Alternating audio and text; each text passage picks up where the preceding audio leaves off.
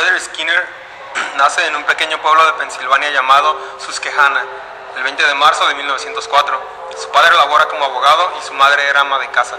Durante su crecimiento, Frederick fue matizado y educado bajo reglamentos de trabajo duro y costumbres muy tradicionales. Durante su primer año en Hamilton College, Skinner estudió biología, ya que se interesaba mucho por el comportamiento animal.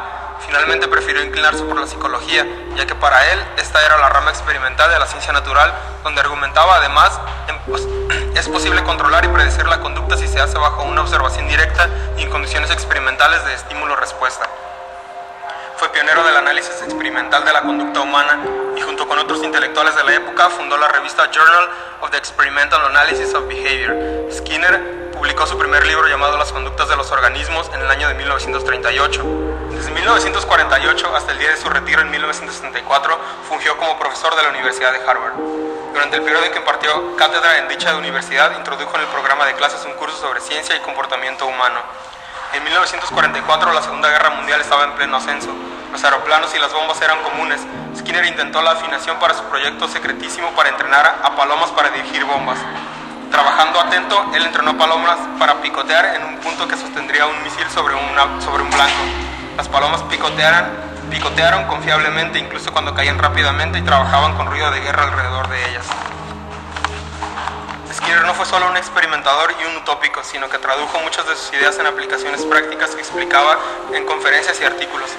Reunió varias de ellas en las distintas ediciones de Cumulative Record. Esas aplicaciones tenían en común el hecho de pertenecer a una corriente intelectual. En distintos pasajes de su autobiografía, Skinner se describe a sí mismo como un científico baconiano. He estudiado la naturaleza y no los libros, y escribo mis obras a partir de la vida y no de los otros libros.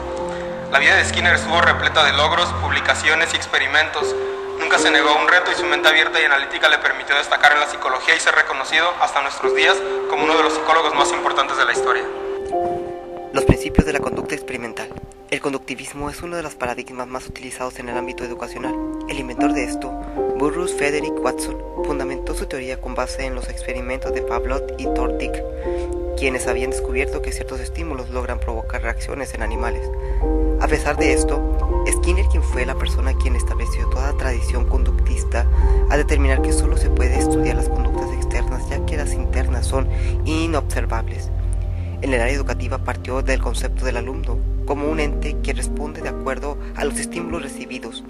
Por lo tanto, si se programan dichos estímulos, se logrará tener los resultados deseados. Estas investigaciones demostraron que una conducta puede ser modificada haciendo cambios en los antecedentes, en las consecuencias o ambos. Una variante del análisis conductual experimental lo constituye el análisis conductual aplicado. Los principios de la conducta experimental se aplican en la ciencia de la conducta llamada análisis conductual aplicado. Skinner estableció especificar la conducta que ha de modificarse, siendo cauteloso y lo más preciso posible el análisis de los antecedentes y reforzadores de la conducta de los organismos con ecuación antecedente-conducta-consecuencia. Skinner, en su texto de La tecnología de la enseñanza, publicada en el año 1970, dijo: la enseñanza es simplemente la disposición de las contingencias de refuerzo, que se refería a que se debe depositar la información basada en consecuencias positivas. Para esto, se dispone del elogio, el moldeamiento y práctica positiva. El elogio consiste en motivar al estudiante por su buen comportamiento, especificando con claridad cuál es la conducta deseable. Con este moldeamiento se refuerza el progreso en lugar de esperar la perfección. Y a través de la práctica positiva es una estrategia que se ayuda a los estudiantes para reemplazar una conducta por otra. Uno de los puntos importantes dentro de la teoría del análisis experimental de la conducta es el estímulo discriminativo, que el estímulo discriminativo viene siendo, es aquel en cuya presencia de una determinada porción de conducta es altamente probable. Esto es debido a que antes fue reforzado por un estímulo. Otro punto importante es el estímulo reforzador. El estímulo reforzador es un estímulo que incrementa la probabilidad de una respuesta contingente. Otro punto es la conducta operante, que es la que tiene un organismo, o sea, se comporta de acuerdo al medio ambiente. Está también la discriminación en cuanto a un organismo se comporta dentro de una manera diferente en presencia de dos estímulos. También está la generalización, que es cuando al reforzar una respuesta se produce un incremento en otra respuesta parecida, por decirlo así. Y también está la extinción, que es un procedimiento en el cual la conducta operante es reforzada y deja de serlo y produce el fin de una respuesta.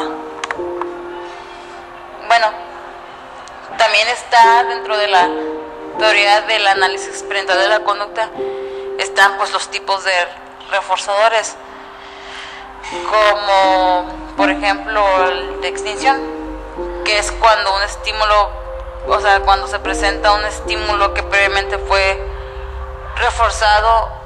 Bueno, dentro de la teoría del análisis experimental también están los tipos de reforzadores. Por ejemplo, también está el negativo, que dice que todo estímulo aversivo que al ser retirado aumenta la probabilidad de que se produzca la conducta. También está el de extinción, que es el que se presenta cuando un estímulo que previamente fue reforzado deja de actuar. Está el positivo, que es todo estímulo que aumenta la probabilidad de que se produzca una conducta. Está el famoso estímulo del castigo, pues que al igual que el de extinción, pues funciona para reducir la conducta.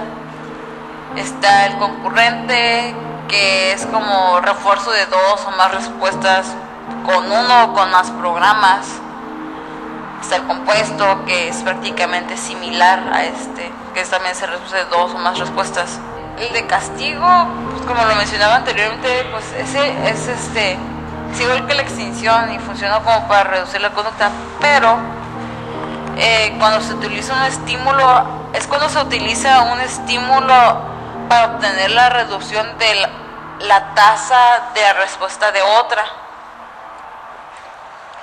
Y pues estos solo son algunos puntos importantes de lo que viene siendo la teoría del análisis experimental de la conducta. Análisis experimental de la conducta. El enfoque del análisis funcional de la conducta está enfocado en el estudio de la conducta externa y su relación con o a los estímulos para poder describir y explicar desde el desarrollo, el mantenimiento o si es que hay modificaciones en los patrones de conducta, tanto en estado normal o anormal.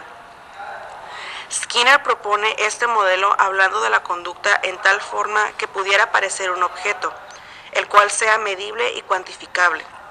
El estudio debía basarse en el estudio intensivo de casos únicos.